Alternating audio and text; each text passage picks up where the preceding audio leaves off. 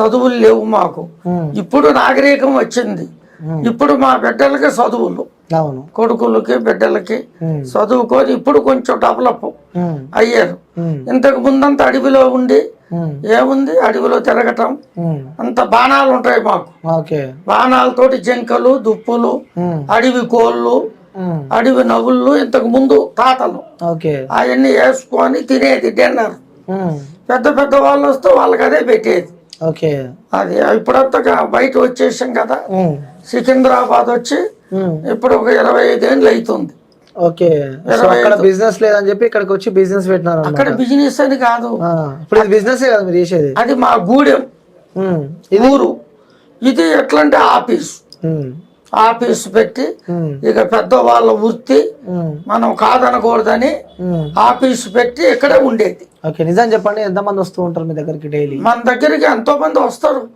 వచ్చిన వాళ్ళకి అందరికి మంచి చేసి వాళ్ళకి ఆశీర్వాదం ఇచ్చి, అమ్మవారి ఆశీర్వాదం ఇచ్చి, వాళ్ళకి ప్రాబ్లాలు ఉండే వాళ్ళకి తాయితులు అంతరాలు పూజ చేసి ఇస్తుంటాం అన్నమాట. ఎంతమందిని మోసం చేసినారు? మనకి మోసం అని ఉండదు. నిజం చెప్పాలి, మేము బిడ్డలకి వెళ్ళాం కదా. నిజం చెప్పాలి, నిజమే. మేమంతా మోసం చేసే వాళ్ళం కాదు. మోసం చేసే వాళ్ళు అయితే ఊర్లోకి ఎందుకు వస్తారు స్వామి?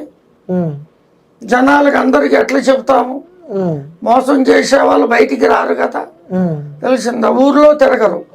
మేమంతా ఊర్లో చిన్న వయసు నుంచి మా జ్ఞాపకం వచ్చిన కాడి నుంచి ఊర్లో ఉండి ఆఫీసు పెట్టి ఇక్కడే ఎంతో మందికి చెబుతుంటాం. సో ఇప్పటికి మీరు చెప్పిన వాళ్ళకి వాస్తవంగా జరిగినాయా లేకుంటే ఏదో నామకే వాసి చెప్పినారా?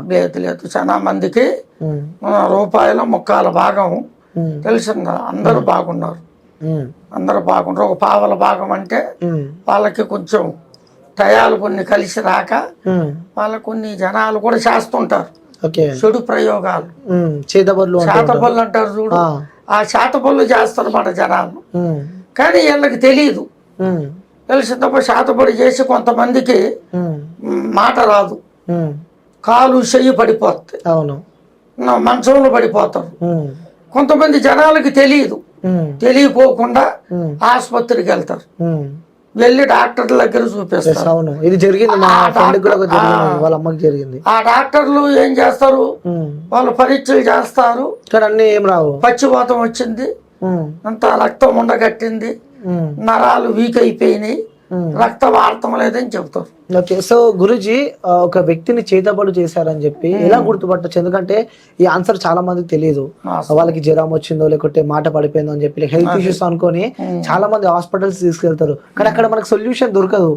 సో జీవితాంతం అలానే ఉంటారు కాబట్టి, సో చాలా మంది వ్యూస్ చూస్తూ ఉన్నారు కాబట్టి అసలు చేతబడి ఒక వ్యక్తిపై చేశారు అని ఎలా గుర్తుపట్టచ్చు మనం? వాళ్ళ ముఖం చూస్తే మాకు అర్థమైపోతుంది. వాళ్ళ ముఖం చూస్తే, వాళ్ళ హస్తరేఖలు చూస్తే, వాళ్ళ మనిషి ఎసుంటి లైన్ లో ఉన్నాడా, ఈయనకి ప్రాబ్లం ఏమిటా అని చెప్పేస్తున్నాం. ముఖం చూసి లేకుంటే మన మ్యాజిక్స్ ఏమన్నా వాడతారా? మ్యాజిక్లు ఏముండవు.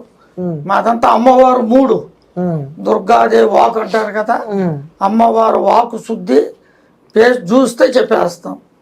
ఫ్యూచర్ ఎట్లుందా, ఫాస్ట్ ఎట్లుందా, ఇప్పుడు ఏ ప్రాబ్లం ఉన్నవా, ఇంకా జరిగేది నీకు ఎట్లుందా. మీ దగ్గరికి రాకపోయినా సరే వాళ్ళ పైన చెడు ప్రయోగం చేశారని చెప్పి వాళ్ళు తెలుసుకోవచ్చు. అట్లా వాళ్ళంటే వాళ్ళకి చెడు ప్రయోగం ఉండవాళ్ళే వస్తారు, లేని వాళ్ళు రారు కదా. అలా వచ్చిన వాళ్ళు ఉన్నారు మీ దగ్గరికి? వచ్చిన వాళ్ళు ఉన్నారు, ఎంతో మంది ఉన్నారు. జనాలకి కొంతమందికి తెలియదు, అట్లా తెలుస్తుంటే వస్తుంటారు. ఒకళ్ళు వస్తూనే ఉంటారు. క్యూర్ చేశారు ఎవరికైనా మీరు? ఎంతో మందికి బాగయ్యారు. ఎంతో మందికి పూజలు చేసి, వాళ్ళకి తాయితులు అంతరాలు ఇచ్చి, వాళ్ళకి అంజనం వేసి కట్టు కట్టేది. కట్టు కడితే వాళ్ళు ఎక్కడెక్కడ చేతపళ్ళు చేసుకొని దెబ్బతిన్నారో అవన్నీ తీసేస్తాం మేము. ఏరులతో తీసేస్తాం. మళ్ళీ వాళ్ళకి లైఫ్ లో మళ్ళీ రాకుండా చేసేస్తాం అన్నమాట. చేసి వాళ్ళకి కట్టు కట్టేస్తాం. ఆ శాతపళ్ళు తీసి కట్టు కట్టి వాళ్ళకి తాయితలు ఇస్తాం. ఆ తాయితలు వాళ్ళకి లైఫ్ లాంగ్ పనిచేస్తాయి. సూపర్. తెలుస్తుంది. మళ్ళీ వాళ్ళకి చెడు రాదుగా, జీవితాంతం రాదు, ఇక వాళ్ళకి రాదు. ఎక్కువ ఎలాంటి సమస్యలు ఉన్న వాళ్ళ మీ దగ్గరకు వస్తూ ఉంటారు? ముఖ్యంగా శాతపళ్ళు వాళ్ళు బాగా వస్తారు. ప్రాబ్లం ఉండవాళ్ళు ఇట్లుంది స్వామి మా పరిస్థితి, మాకు ఇంట్లో ఇట్లా ఆరోగ్యాలు బాగోట్లే, మనశ్శాంతి లేదు, తర్వాత గొడవలు అవుతున్నాయి ఎక్కువ, భార్యాభర్తలు గొడవలు ఎక్కువ అవుతున్నాయి, డబ్బులు లేవు ఇంట్లో అమ్మ నాన్నకి మాకు గొడవలు అవుతున్నాయి సున్నవా అని వాళ్ళు మా దగ్గరికి వచ్చి అడుగుతారు. కొంతమంది మ్యారేజ్ తెలిసిందా అయిన వాళ్ళు భార్య భర్తలు గొడవలు వాళ్ళు వస్తారు. తర్వాత పెళ్లి కాని వాళ్ళు ఉంటారు కదా, మ్యారేజ్ కాని వాళ్ళు 27, 30 అంత వయసు గల్లోళ్ళు, వాళ్ళకి సంబంధాలు వచ్చి ఎన్నెన్నో వచ్చి పోతుంటాయి.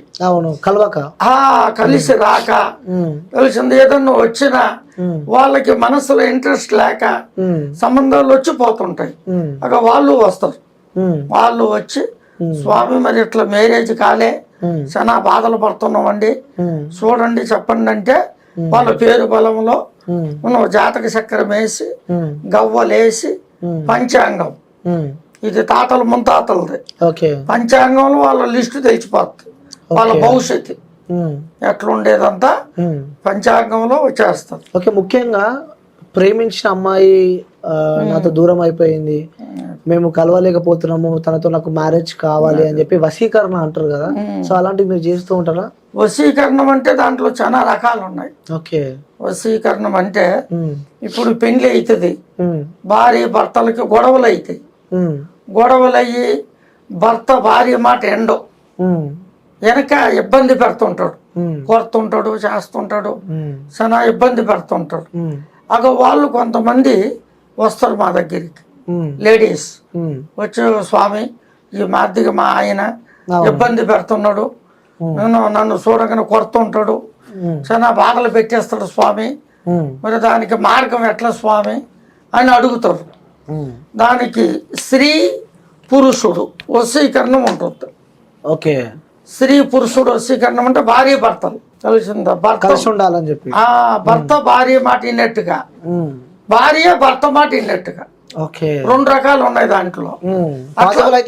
ఆ గ్యారెంటీ అవుతుంది. అట్లా ఎంతో మందికి చేసి పెట్టేసాం మేము. ఇంకోటి వశీకరణ చేయడం చాలా తప్పు అంటారు కదా. వశీకరణం అంటే అందరూ